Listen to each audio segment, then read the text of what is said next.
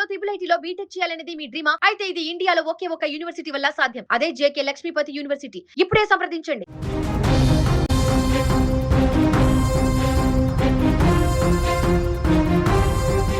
హైదరాబాద్ నగరంలో పేలుడు కలకలం ఇప్పుడు సంచలనంగా మారింది. నగరంలోని మీర్పేట్ పోలీస్ స్టేషన్ పరిధిలో గల బడంగ్పేట్లో తీవ్ర విషాదం చోటు చేసుకుంది. ఇప్పుడు ఒక గోడౌన్లో సంభవించినటువంటి భారీ పేలుడులో ఒక కార్మికుడు అక్కడికక్కడే మృతి చెందాడు. చెల్లా చెదురుగా అతని మృతదేహం ఛిద్రమైనట్టుగా కనిపిస్తుంది. ఈ ఘటన నిన్న సాయంత్రం సాయినగర్లోని ఒక ఈవెంట్ డెకరేషన్ గోడౌన్లో జరిగినట్టుగా తెలుస్తుంది. మృతుడిని పశ్చిమ బెంగాల్కు చెందినటువంటి అనూప్ ప్రధాన్ 43 సంవత్సరాలు ఉన్నటువంటి వ్యక్తిగా పోలీసులు గుర్తించారు. అతను బతుకు తెరువు కోసం కొద్ది రోజుల క్రితమే కోల్కతా నుంచి హైదరాబాద్కు వలస వచ్చాడు. ఇక్కడ పొట్టకుటి కోసం ఏదో ఒక పని చేసుకొని బతుకు సాగించడం కోసం కార్మికుడిగా అక్కడ పనిచేస్తున్నాడు.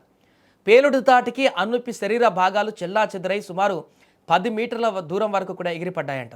సమాచారం అందుకున్నటువంటి వెంటనే పోలీసులు clues team, bomb detection squad ఘటనా స్థలానికి చేరుకొని పరిశీలించాయి. ఇక గోడౌన్లో నిల్వ ఉంచినటువంటి పెయింట్లు లేదా ఇతర రసాయన వల్లే ఈ యొక్క ప్రమాదం సంభవించి ఉండవచ్చు అని కూడా పోలీసులు ప్రాథమికంగా అనుమానిస్తున్నారు.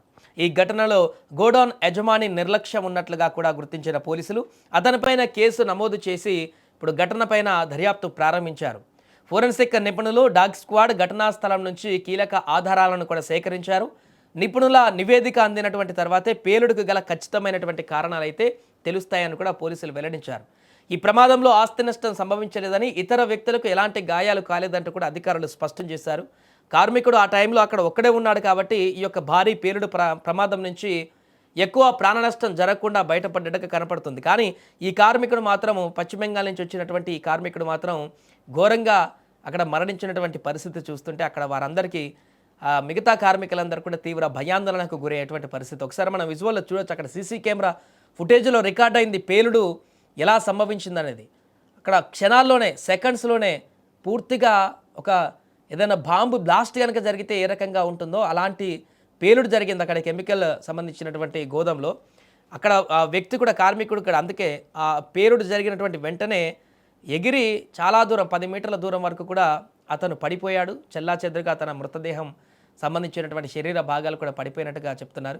ఏదేమైనా ఉదయమే ఈ అంశానికి సంబంధించి రాత్రి జరిగింది ఘటన, వెంటనే అప్రమత్తమయ్యారు. హైదరాబాద్లో పేలుడికి సంబంధించినటువంటి ఘటన అనేటువంటి వార్త బయటికి రావడం చేత ఒకరు ఉలిక్కిపడ్డారు. అసలు ఏం జరిగింది, ఎలాంటి పేలుడు? గతంలో అనేక పరిశ్రమలలో ప్రమాదాలు జరగడం మనం చూసాం. అక్కడ అనేక మంది ప్రాణాలు కోల్పోయినటువంటి ఘటనలు కూడా మనం చూసాం. వెంటనే ఈ ఘటన తెలియగానే అందరూ ఉలిక్కిపడ్డారు. అలాంటిది ఏమైనా భారీ ప్రమాదం చోటు చేసుకుందామని. అదృష్టవశాత్తు అక్కడ కార్మికులు ఎక్కువగా లేకపోవడం చేత ఒకడే ఉన్నాడు కాబట్టి ఆ పేలుడులో అతను ఒక్కడు మరణించినటువంటి దారుణమైనటువంటి పరిస్థితి ఏర్పడింది. ఇంకా ఎక్కువ మంది అక్కడ ఉంటే ఈ ప్రమాదంలో ఎక్కువ మరణాలు కూడా సంభవించి ఉండేయంటూ కూడా చెప్తున్నారు. ప్రస్తుతానికైతే ఈ కేసుకు సంబంధించిన అన్ని కోణాలలో దర్యాప్తు చేస్తున్నారు. ఆ కార్మికుడికి న్యాయం చేయాలంటూ మిగతా కార్మికులు చేస్తున్నటువంటి డిమాండ్ల పట్ల కూడా ఎలాంటి న్యాయం జరుగుతుందనేది వేచి చూడాలి.